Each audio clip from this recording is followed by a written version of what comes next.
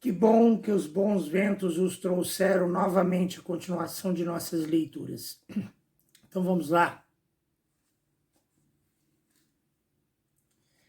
413ª noite. Na hora acertada, Dinazarda chamou por sua irmã Sherazade. Minha rica irmã, por favor, continue com a história da fada Paribanu e o príncipe Ahmed. Com todo prazer, minha irmã. E assim Sherazade continuou. A mágica, à sua chegada, poupou ao sultão o trabalho de falar-lhe da do príncipe Ahmed e do sucesso da sua viagem. O boato que se espalhara rapidamente chegou ao seu conhecimento, e ela, informada de tudo, havia já preparado o meio infalível para o bom êxito do que pretendia. Comunicou este meio ao sultão, e no dia seguinte, na Assembleia dos Cortesãos, o sultão o declarou nesses termos ao príncipe que se achava presente. Filho, disse ele, não tenho já senão uma súplica a fazer-vos. Feita ela, nada mais tenho que exigir da vossa obediência, nem do vosso poder para com a fada vossa esposa. Consiste em trazer-me um homem que não tenha mais que pé e meio de altura, com a barba do comprimento de 30 pés, que traga aos ombros uma barra de ferro do peso de 500 arretéis, da qual se sirva como de um bastão, e que saiba falar. O príncipe Ahmed, que não imaginava que houvesse no mundo ninguém constituído como o sultão, seu pai, o requeria, quis desculpar-se, mas o sultão persistiu na súplica, repetindo-lhe que a fada podia fazer coisas ainda mais incríveis. No dia seguinte, como o príncipe houvesse voltado ao reino subterrâneo de Paribanu, a qual comunicou a nova súplica do sultão, seu pai, que considerava, dizia ele, como uma coisa que lhe parecia ainda menos possível do que lhe pareceram logo as duas primeiras, acrescentou.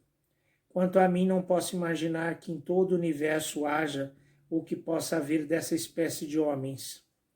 Quero sem dúvida experimentar se terei a simplicidade de fazer a diligência para descobri-lo, ou se o há, deve o seu intento ser de perder-me. Com efeito, como pode pretender que me assegure de um homem tão pequeno e armado do modo que entende? De que armas poderia eu servir-me para obrigá-lo a sujeitar-se às minhas vontades? Se o há, sempre me lembrei de um meio lembreis um meio para tirar-me deste lance com honra. Meu príncipe, replicou a fada, não vos assusteis. Havia algum risco a correr para levar água da fonte dos leões ao sultão vosso pai. Não há nenhum para achar o homem que pede.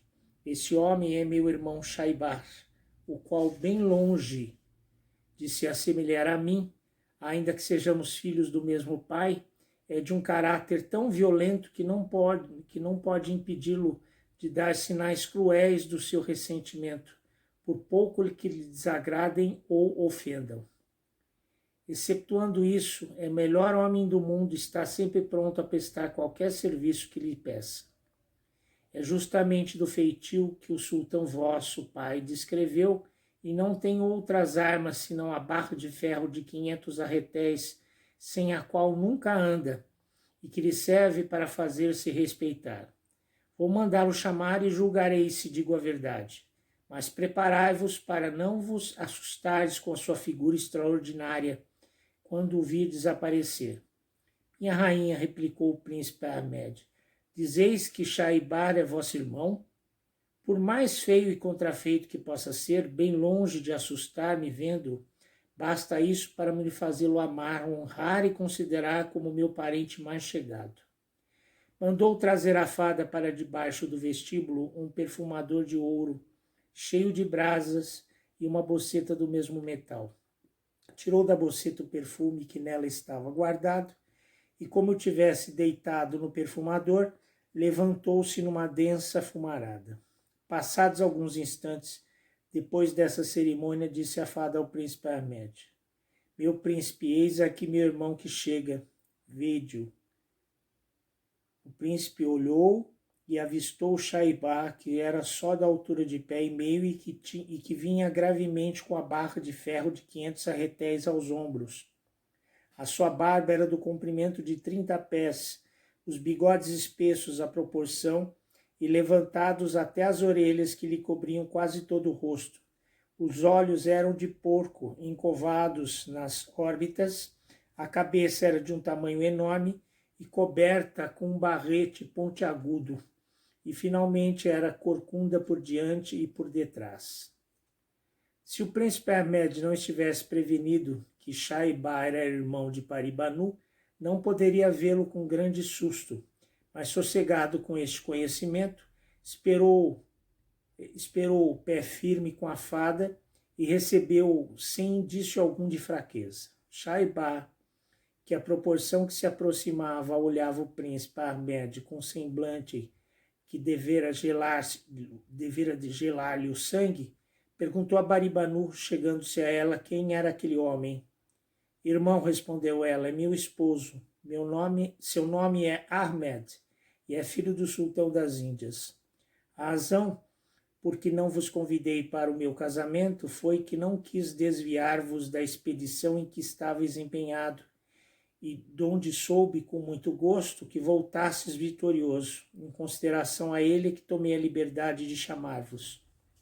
Proferidas essas palavras, Shaibar, olhando para o príncipe Ahmed com olhos benignos, que em nada diminuíam todavia o seu orgulho nem o seu semblante feroz, disse: Irmã, alguma coisa em que possa servi-lo? Basta falar, visto que é vosso esposo, estou pronto a dar-lhe gosto em tudo o que desejar. O sultão seu pai, replicou Baribanu, tenho a curiosidade de ver-vos. Rogo-vos que permitais que o meu esposo seja o vosso condutor. Pode partir já, replicou Shaibar. Estou pronto a segui-lo. Irmão, replicou Paribanu, é muito tarde para empreender essa viagem hoje. Assim tereis a bondade de esperar até amanhã. Contudo, como é conveniente que sejais informado do que passou entre o sultão das Índias e o príncipe Ahmed, desde o vosso casamento, contar-vos-ei tudo isso esta tarde.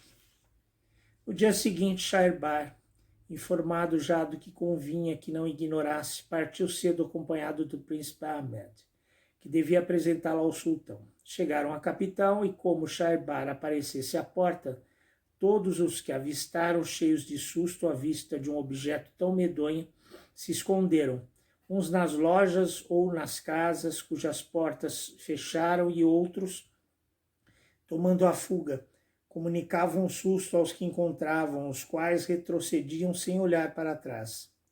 Assim, à proporção que Shaibar e o príncipe Ahmed avançavam com todo vagar, acharam desertas as ruas e praças públicas até o palácio.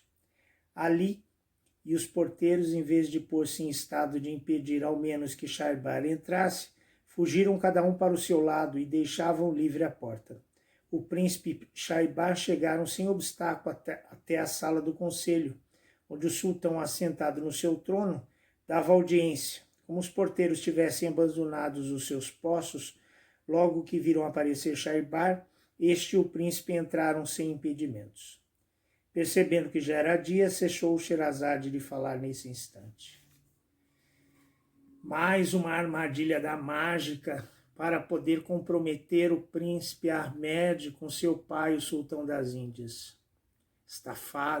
Esta mágica terrível tenta colocar este príncipe também contra sua esposa, a fada Paribanu. Mas ao contrário do que ela imaginava, o pedido que fez com que o sultão pedisse ao seu filho foi prontamente atendido. E agora, o que será que acontecerá?